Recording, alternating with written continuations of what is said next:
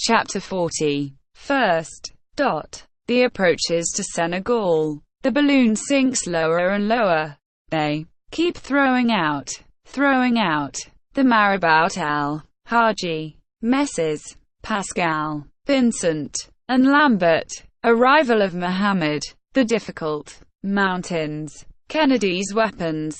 One of Joe's maneuvers. A halt over a forest. On the 27th of May.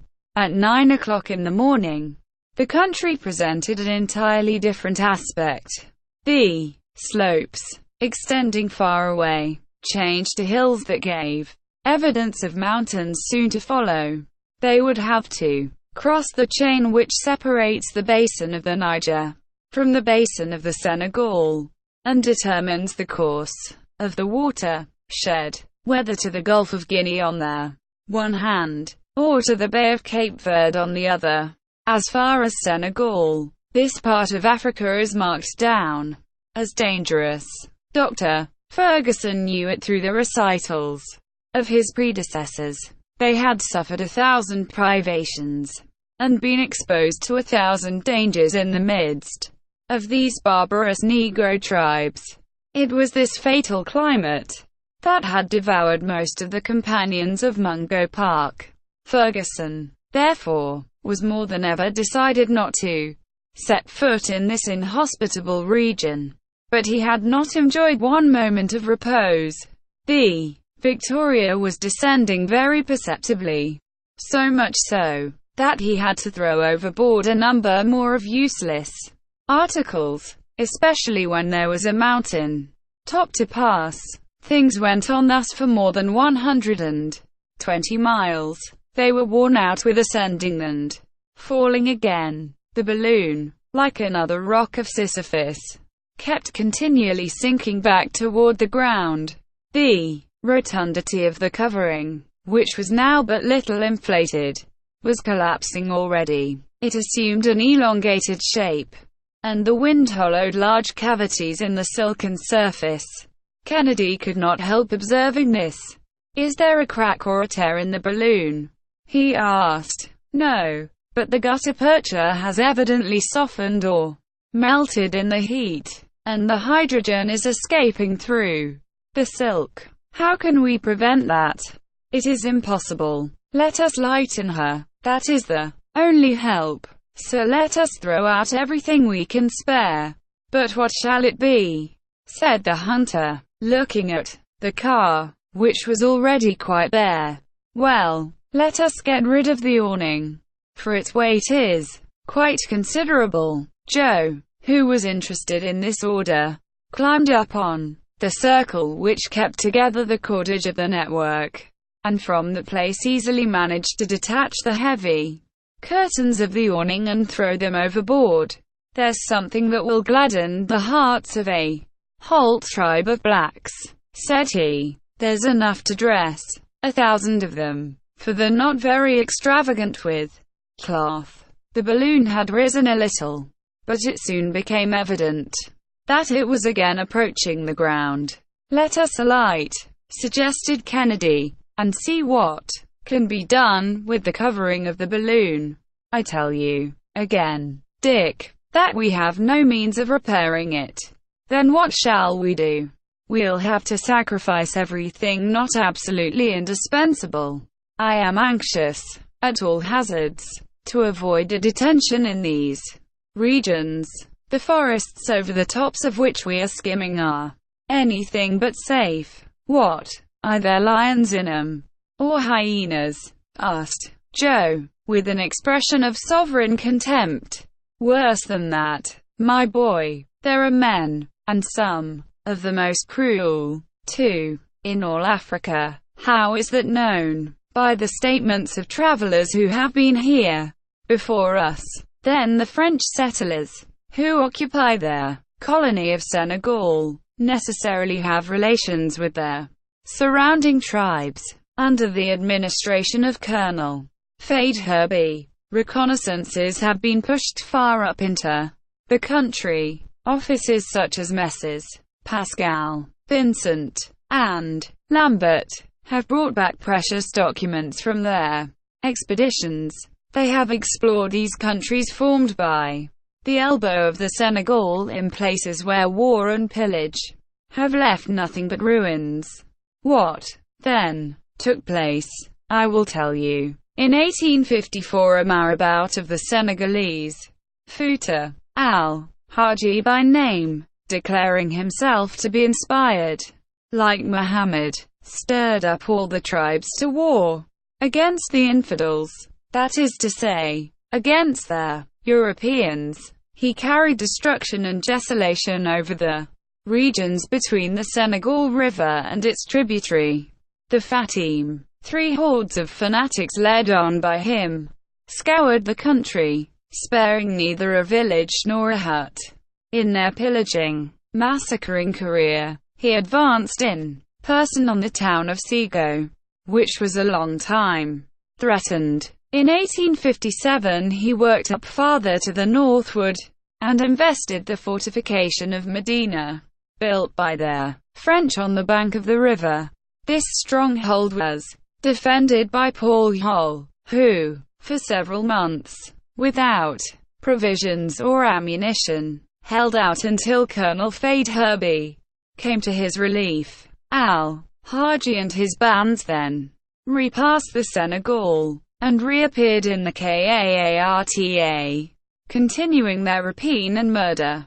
Well, here below us is the very country in which he has found refuge with his hordes of banditti, and I assure you that it would not be a good thing to fall into his hands.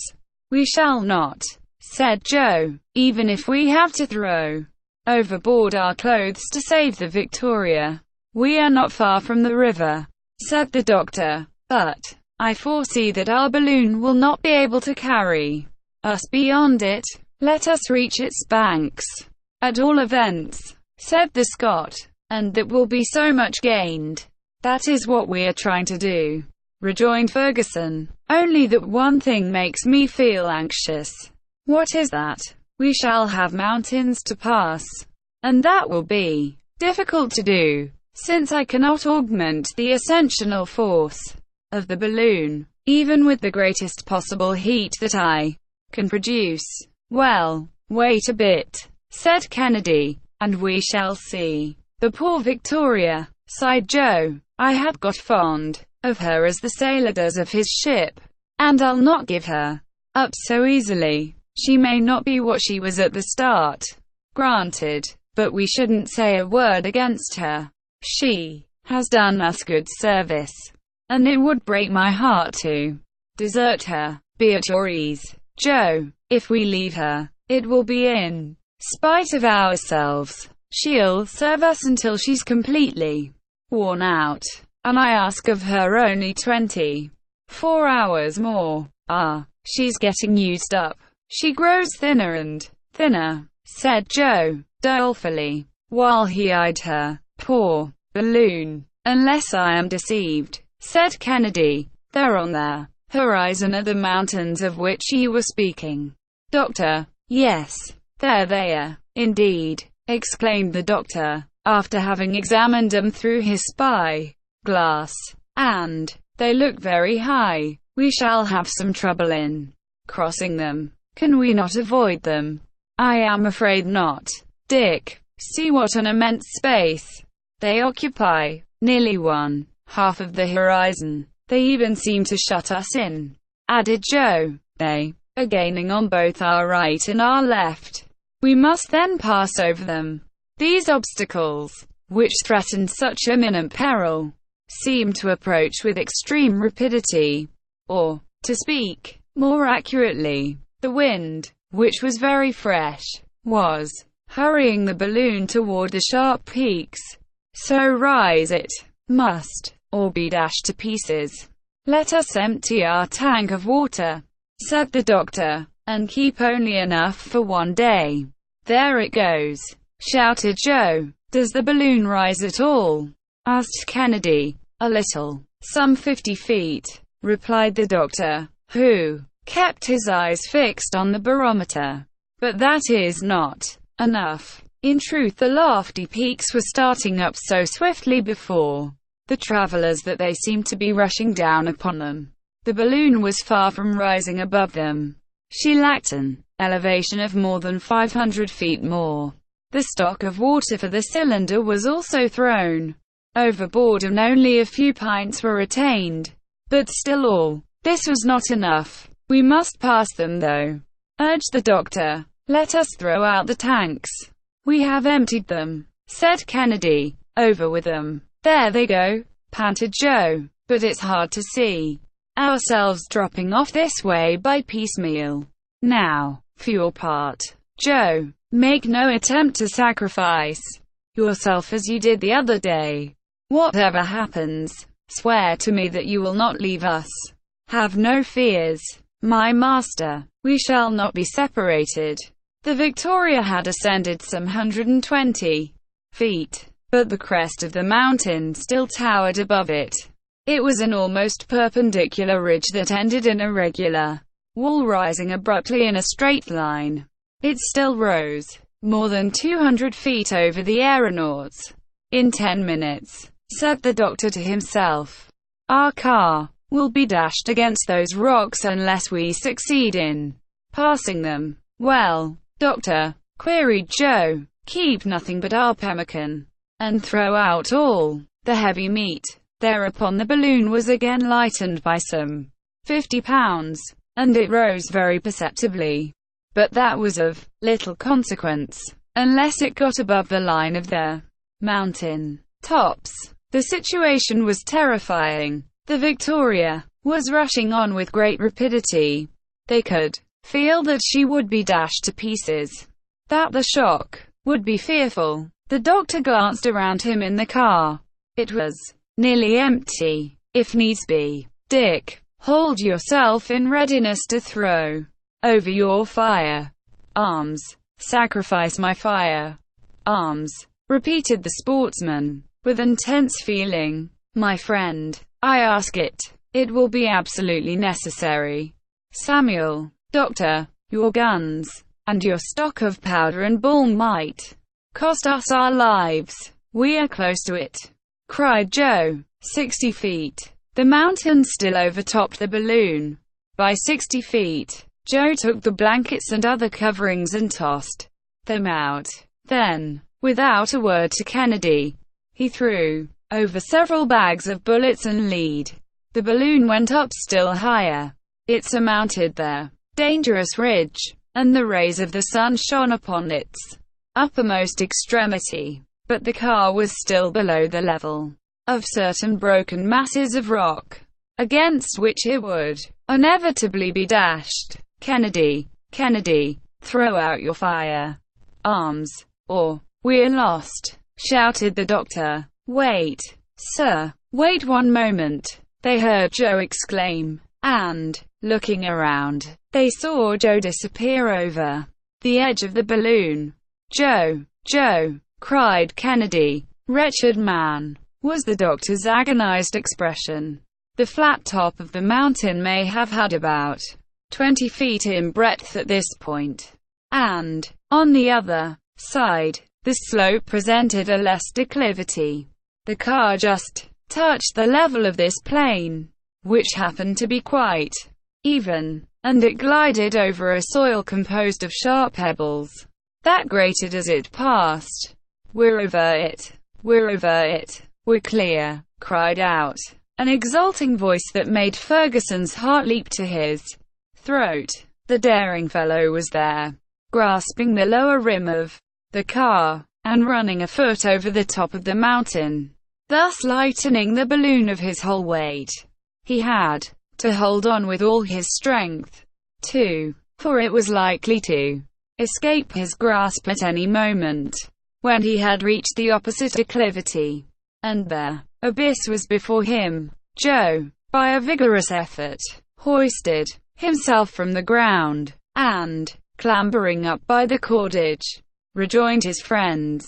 "That was all," he coolly ejaculated. "My brave Joe, my friend," said the doctor, with deep emotion. "Oh, what I did," laughed the other, "was not for you. It was to save Mr.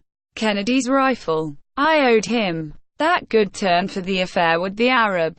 I like to pay my debts. And now we're even, added he, handing to the sportsman his favorite weapon. I'd feel very badly to see you deprived of it. Kennedy heartily shook the brave fellow's hand, without being able to utter a word. The Victoria had nothing to do now but to descend. That was easy enough, so that she was soon at a height of only 200 feet from the ground, and was then in equilibrium. The surface seemed very much broken, as though by a convulsion of nature. It presented numerous inequalities, which would have been very difficult to avoid during the night with a balloon that could no longer be controlled. Evening was coming on rapidly, and, notwithstanding his repugnance, the doctor had to make up his mind to halt until morning. We'll now look for a favorable stopping place, said he. Ah, replied Kennedy, you have made up your mind, then, at last. Yes, I have for a long time been thinking over a plan, which we'll try to put into execution. It is only 6 o'clock in the evening, and we shall have time enough.